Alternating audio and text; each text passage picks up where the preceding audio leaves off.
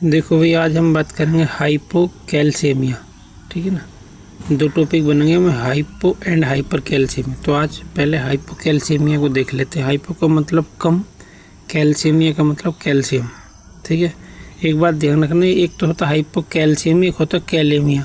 तो कैल्सीमिया और कैलेमिया में ध्यान रखना। पता चला कि पोटेशियम को तुम कैल्शियम बना दो, कैल्शियम को पोटेशियम, ऐसी गड़बड़ हो सकती है क्योंकि बोलने में दोनों एक जैसे ही हैं। तो हम इसके इंट्रोडक्शन पर चलते हैं। इंट्रोडक्शन से पहले मैं ये बता दूं, Uttar Pradesh state medical faculty के हिसाब से बता रहा हूँ मैं। DMLT सेकेंड ईयर का टॉपिक है। DMLT सेकेंड ईयर में भी ये पेपर फर्स्ट में आएगा ये टॉपिक। ठीक है। जिसमें बीमारियाँ से अपेंडिक्स है, हाइपोकैल्सीमिया, थायराइड है, डायबिटीज़ मेलाइटिस, हाइपोटेंशन, ये सब। ठीक। तो उसी की बात चल रही है अभी। Relevant surgical and medical condition, ये है सब्जेक्ट का नाम, समझ लो इसको। ठीक। अब इसके इंट्रोडक्शन पे चलते। पर उत्तर प्रदेश स्टेट में आने वाले जो 30-35 डिप्लोमा हैं, उनमें से कम 15 डिप्लोमा में ये पढ़ाना पड़ेगा, समझ लो। ठीक है ना। अब चलते इसको इंट्रोडक्शन पे। Our body take calcium by ingested food. हमारी बॉडी लेती है क्या? Calcium by ingested food. जो हमने खाना निगला है उससे हमारी बॉडी क्या है? कैल्शियम लेती है। आगे बोला mostly 99% calcium is located in the skeletal system. अब ये आगे कह रही है मोस्टली, खासकर जो 99% कैल्शियम है ये लोकेटेड है इन द स्केलेटल सिस्टम, मतलब हमारी हड्डियों में। जो हमारी बॉडी में कैल्शियम उसका 99% कहाँ? हड्डियों में। आगे चलते हैं। PTH parathyroid hormone. Parathyroid hormone ये सीक्रेट होता है पैराथायराइड ग्लैंड से, जो थायराइड ग्लैंड के जस्ट पीछे होती है। मटर के दाने के शेप के होते हैं, 4 दाने टाइप के लगे रहते हैं थायराइड ग्लैंड के जस्ट पीछे। आगे देख रहा parathyroid hormone control the calcium imbalance by parathyroid gland. ये कह रहा पैराथायराइड हार्मोन जो है ये नियंत्रण करता है किसको? कैल्शियम इम्बैलेंस को। कैल्शियम इम्बैलेंस बोले तो कैल्शियम ज़्यादा है या कम करना है बॉडी में, कितनी ज़रूरत है, उसको कौन मेंटेन करेगा? Parathyroid hormone. कौन सी ग्लैंड के द्वारा सेक्रेट होता है ये? पैराथायराइड ग्लैंड के द्वारा ये इसका सेक्रेशन होता है। ठीक है ना। किसका? Parathyroid hormone. और एक चीज़ और बता दूँ, जो हमारी मसल्स में कॉन्ट्रैक्शन होता है, जैसे कि हम अपनी बाजू को मोड़ते हैं, इधर उधर करते हैं, टांगों को, पैरों को, मतलब जो हमारी मसल्स की जो मूवमेंट्स है ये किसकी वजह से होती है? कैल्शियम की वजह से होती है। अगर वो कैल्शियम की कमी होगी तो ऐसा समझ लो तुम्हारे हाथ पैर बिल्कुल जो ना अकड़ जाएंगे, एकदम पत्थर की तरह हो जाएंगे। ऐसे में प्रैक्टिकली बता रहा हूँ क्योंकि मेरी माँ का ऑपरेशन हुआ है थायराइड का, तो उनकी थायराइड के साथ साथ पैराथायराइड ग्लैंड भी निकल गई थी। मैंने खुद भी देखी थी, घर लेके आई थी, इतनी बड़ी मांस की, बहुत बड़ी सी लग रही थी उनकी, तो उस पर मैंने पैराथायराइड ग्लैंड लगी हुई भी देखी थी। ठीक। तो अब उसके बाद उन्हें कैल्शियम की कमी होगी क्योंकि पैराथायराइड कंट्रोल करती है, पैराथायराइड भी निकल गई और हम बहुत परेशान। फिर उन्होंने एडमिट वगैरह करा, बड़ी मुश्किल से उनकी जान बचाई। आगे लिख रहा है इसमें calcitonin is produced by C cells. Calcitonin hormone किसके द्वारा प्रोड्यूस होता है? सी सेल्स के द्वारा। किसकी? ऑफ थायराइड ग्लैंड की।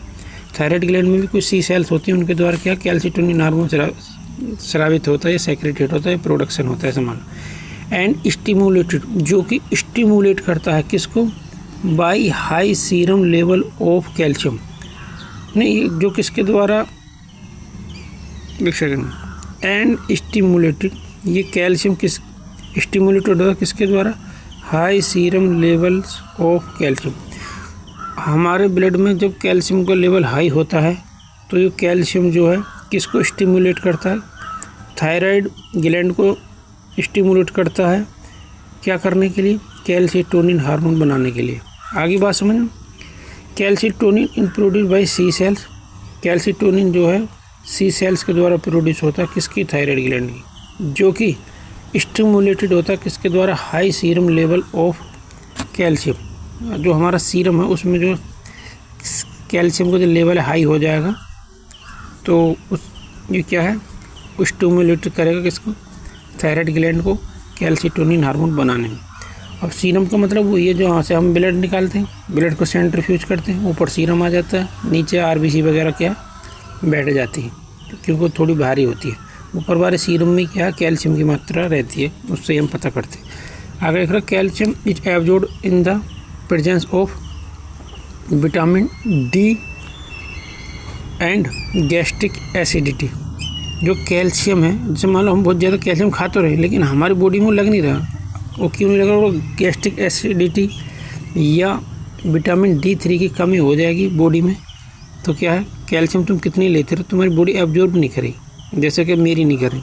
मैं कम से कम 10-11 साल के, मेरे को 14 साल होने वाले हैं जब से मैं ठंड में बैठ के काम करता हूँ। पहले गांव में रहकर, लेकिन अब मेरी ठंड में बैठने का काम है, तो अब मेरे को धूप नहीं मिलती और मैं कैल्शियम वाली चीज़ ज़्यादा खाता नहीं, तो मेरे को होगी कैल्शियम की कमी और विटामिन D3 की। मान लो मेरे घुटने में ऐसा मान के चलो जैसे लकड़ी की चारपाई बोलते हैं, चुर्र चुर्र ऐसे बोलते हैं। अब से 3-4 साल पहले कम बोलते थे, अब ज़्यादा बोलते हैं, और एक घुटना ज़्यादा कट्ट कट्ट बोलता है। मैं चलता हूँ पर दर्द नहीं होता मेरे को अभी तक, पर आगे टेंशन होने वाली है मेरे को, बहुत टेंशन तो रह कर नहीं सकता, क्या करूँ। मैंने दवाई लिखवाई ही एक बार एक डॉक्टर से, तो उन्होंने बोली कि उसने एक्सरे वगैरह करवाए थे मेरे घुटने की, तो उसमें तो सही आई थी, लेकिन उन्होंने कुछ मेडिसिन वगैरह दी थी, तो उससे कोई फ़ायदा हुआ नहीं। अब मैंने दूसरे के MD डॉक्टर साहब से दवाई ली, उन्होंने मल्टीविटामिन मिनरल्स से कौन सी कैप्सूल से लिखी वो खा रहा हूँ। अब मैंने अपनी कहानी बता दी, आगे चलते। The normal serum calcium level 86 से 102 मिलीग्राम पर डेसीलीटर। मतलब सीरम में जो कैल्शियम का लेवल है 86 से 102 मिलीग्राम पर डेसीलीटर होना चाहिए। मिलीग्राम पर डेसीलीटर का मतलब ये हो सकता है कि पर डेसीलीटर मतलब 1 डेसीलीटर ब्लड में 86 नहीं 8.6 से 10.2 मिलीग्राम क्या होना चाहिए, कैल्शियम होना चाहिए। आगे लिख रहा है यहाँ पर देख लो, मिलीमोल में अगर देखें तो कितना होना चाहिए, 2.2 से 2.6 मिलीमोल पर लीटर। मतलब 1 लीटर ब्लड में 2.2 से लेकर 2.6 मिलीमोल क्या होने चाहिए, कैल्शियम होना चाहिए। अगर उसके ये तो इंट्रोडक्शन समझ लो इसका। अगर मेन डेफिनेशन पर आ जाए तो हाइपोकैल्सीमिया इज एक कंडीशन, ये एक स्थिति है, और मेडिकल कंडीशन या चिकित्सीय स्थिति कह सकते हैं। कैरेक्टराइज्ड मतलब इसको कैसे परिभाषित कर सकते हैं, कैसे बता सकते हैं। कैरेक्टराइज का मतलब ये है इसमें क्या विशेषता है इस बीमारी में। आगे बोला by low level of calcium in the blood. इसमें जो है ब्लड में जो है कैल्शियम का लेवल क्या है, कम हो जाता है, ये कहनी चाह रही है। टिपिकली लेस देन 8.5 मिलीग्राम पर डेसीलीटर। 8.6 से 10.2 मिलीग्राम तो नॉर्मल है, लेकिन 8.5 मिलीग्राम पर डेसीलीटर से नीचे आ जाएगा तब इसको हम क्या मानेंगे, हाइपोकैल्शियमी मानेंगे। ईटियोलॉजी देख लें या कोजिज। ईटियोलॉजी कोजिज का मतलब है कि बीमारी किस वजह से होती है, क्यों होती है, इसकी शुरुआत। ईटियोलॉजी का मतलब तो उसे शुरुआत कहते हैं, कैसे होती है। कोजिज का मतलब किस कारण से होती है। तो इसमें फिर भी दोनों मिलते जुलते, इसलिए एक ही साथ लिख दी। हाइपोथायराइडिज्म देख लो पहले, इनसफिशिएंट पैराथायराइड हार्मोन। ठीक, ये कह रहा इनसफिशिएंट का मतलब है पर्याप्त मात्रा में ना होना। एक होता सफिशिएंट, एक होता इनसफिशिएंट। तो यहाँ पे इनसफिशिएंट लिखा, मतलब पूरी मात्रा जो होनी चाहिए वो नहीं है। पैराथायराइड हार्मोन की, पर यहाँ पे एक चीज़ गलत लिखी, हाइपोथायराइडिज्म तो यहाँ गलत लिखी है। हाइपोपैराथायराइडिज्म होती तो हम मान भी लेते। यहाँ पर लिख रहा हाइपोथायराइडिज्म। हाइपोथायराइडिज्म मतलब थायराइड ग्लैंड कम काम कर रही है, जबकि होना चाहिए हाइपोपैराथायराइडिज्म। और यहाँ पे लिखा, यहाँ सही लिखा इनसफिशिएंट पैराथायराइड हार्मोन, मतलब जो पैराथायराइड ग्लैंड से निकलने वाले हार्मोन हैं उनकी कमी हो जाएगी, तो क्या हो जाएगी, कैल्शियम की कमी हो जाएगी। Renal failure, impaired calcium reabsorption in the kidney. और जो हमारी DCT या PCT है, DCT PCT जानते होगे, जो किसका नेफ्रॉन का पार्ट है ये, ठीक है ना, जिसको कलेक्टिंग डक्ट भी बोलते हैं। अगर उनमें कैल्शियम का एब्जॉर्ब दोबारा से नहीं हो पा रहा है, डायरेक्ट सूसों में निकल रही है तुम्हारी, तो क्या है, फिर भी दिक्कत हो सकती है, मतलब कैल्शियम की कमी आ जाएगी। Vitamin D deficiency essential for calcium absorption. अगर तुम्हारी बॉडी को विटामिन D नहीं मिल रही है तो क्या है, कैल्शियम की कमी हो जाएगी। इन द इंटेस्टाइन, मतलब कि आंतों में कैल्शियम के जो एब्जॉर्बेशन है या अवशोषण है वो नहीं हो पाएगा यदि विटामिन D3 की कमी है। इसीलिए हो सके तो सुबह सुबह सबको धूप में जाना चाहिए। हालांकि मैं ज्ञान ही दे रहा हूँ, मैं खुद नहीं जाता, मैं तुमसे क्यों झूठ बोलूँ, थोड़ा आलसी टाइप का हूँ मैं। और दिन में तो अपने काम पे रहते हैं तो धूप ज़्यादा मिलती नहीं है, धूप में ना जाने की वजह से ऐसी तैसी हुई पड़ी है। माल एब्जॉर्प्शन को देखते हैं, इसमें क्या condition affecting nutrient absorption in the gut. Malabsorption का मतलब है कि पोषण की कमी। अब यहाँ पे पोषण की कमी में किस चीज़ की कमी, कैल्शियम की कमी यहाँ पे हमारी हो जाएगी। जैसे कंडीशन मतलब स्थिति अफेक्टिंग प्रभावित कर रही है किसको, न्यूट्रिएंट को, ठीक है ना। जो हमारे खाने का आहार है, हमारा भोजन है, उसमें क्या है न्यूट्रिएंट की एब्जॉर्प्शन की जो क्या है इन द गट अफेक्ट करेगी। ये कहने चाह रहा condition affecting nutrient absorption in the gut, मतलब आंतों में जो एब्जॉर्प्शन की जो वो है कंडीशन, वो क्या है इसको प्रभावित करेगी, ये कहनी चाह रही। मेडिकेशन देखें तो सर्टेन ड्रग्स, सर्टेन का मतलब कुछ खास दवाएं, ये निश्चित दवाएं कह सकते हैं, ऐसी दवाएं हैं कुछ जो क्या है में लोअर कैल्शियम लेवल, जो कैल्शियम के लेवल को बॉडी में क्या कम करती है।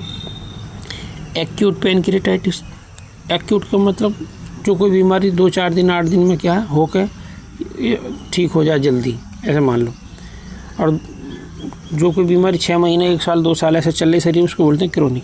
तो इसको एक्यूट पैनक्रियाटाइटिस में देख लो, can lead to calcium binding in tissue. ये क्या करती है एक्यूट पैनक्रियाटाइटिस, कैन लीड, ये बढ़त दे सकते हैं किसको, कैल्शियम बाइंडिंग को इन टिश्यू में, ठीक है ना। अगर ये कैल्शियम बाइंडिंग होगी तो तब भी क्या है हाइपोकैल्शियमिया हो जाए। अगर ये तुम्हें एक्यूट पैनक्रियाटाइटिस देखनी है अल्ट्रासाउंड में कैसे दिखता है पैनक्रियाज, तो ये मेरे दूसरा चैनल है, उस पर तुम देख सकते हो, ठीक। अब आगे चलते हैं जी सिम्टम्स। सिम्टम्स में बोले तो लक्षण, न्यूरोमस्कुलर इरिटेबिलिटी, ठीक है ना। मतलब जो न्यूरॉन और मस्कुलर है, जो हमारे न्यूरॉन हैं जो खबर पहुंचाते हैं हमारे बॉडी के दूसरे पार्ट्स को या मसल्स को या हाथ को पैर के हर चीज़ को जो खबर पहुंचाते हैं वो है न्यूरॉन। और मस्कुलर का मतलब जो हमारी मांसपेशियाँ। इरिटेबिलिटी, उनका जो तालमेल है वो क्या गड़बड़ा जाएगा। जैसे मैंने बताई थी कि जो हमारी मसल्स हैं वो कैल्शियम की वजह से कॉन्ट्रैक्शन रिलैक्सेशन करती हैं। और जैसे मेरा हाथ और मैं ऐसा करूँ, ये ऐसा मोड़ूँ, ये ऐसे मोड़ रहा हूँ को नहीं, तो किसकी वजह से कर रही, कैल्शियम की वजह से। अब लेकिन हमारी बॉडी में होगी कैल्शियम की कमी, तो इसीलिए कमी के हो जाएगी, तो इसको बोल रहे हैं इरिटेबिलिटी। मतलब उनका जो तालमेल है न्यूरॉन्स का और मसल्स का, वो क्या बिगड़ जाएगा, ये कहनी चाह रही, ये हेडिंग बता रहा हूँ। आगे इसमें और देख लेते हैं मसल्स क्रैम्प्स। मसल्स क्रैम्प्स मतलब मसल्स में मरोड़ टाइप की हो जाएगी, बहुत ज़्यादा दिक्कत होती है, ऐसा समझो पत्थर जैसी होगी हुई हाथ पैर, ऐसी कंडीशन हो जाती है इसमें। मैं अपनी आंखों देखी बता रहा हूँ, ऐसे नहीं कि ऐसी बता रहा हूँ पढ़ के। स्पाज्म क्रैम्प्स मेरे को तो लगभग एक जैसी लगती है। आगे बोला टिंगलिंग। टिंगलिंग का मतलब है चींटी सी काटती है जब कैल्शियम की कमी होती है, तो ऐसा लगता है ना क्या हो रहा पता ना अंदर मसल्स में या ब्लड में, जहाँ भी फील होता होगा मरीज को। एंड नंबनेस, और क्या सुन्नपन हो जाएगा, तुम वहाँ खुजाओगे कुछ चुबाओगे तो तुम्हें पता नहीं चलेगा। Tetany, involuntary muscles contraction. Involuntary muscle contraction मतलब तुम्हारी मसल से वो इनवॉल्यूंटरी हो जाएंगे, मतलब तुम्हारी कंट्रोल में नहीं रहने की, अपने हिसाब से वो गड़बड़ करेंगे। तुम करना चाहोगे रिलैक्सेशन तो वो कॉन्ट्रैक्शन करेंगे, कॉन्ट्रैक्शन करोगे तो रिलैक्सेशन कर सकती है। ये हो सकता है अपनी मन बड़ी से और भी तो ये हो जाए, टिंगलिंग वगैरह हो जाए, क्रैम्प वगैरह भी हो जाए। सीजर का मतलब है जैसे कहते हैं कि दौड़ा पड़ गई भाई उस पर, तो ये मिर्गी के दौड़ा पड़ गई, कुछ उस टाइप की कंडीशन भी हो सकती है। Due to increase neurological excitability, calcium की कमी से न्यूरोलॉजिकल एक्साइटेबिलिटी बढ़ जाती है, जिसकी वजह से सीजर हो सकते हैं। कार्डियक अफेक्ट एरिथमिया, देखो एक होती है रिदम, एक होती है एरिथम।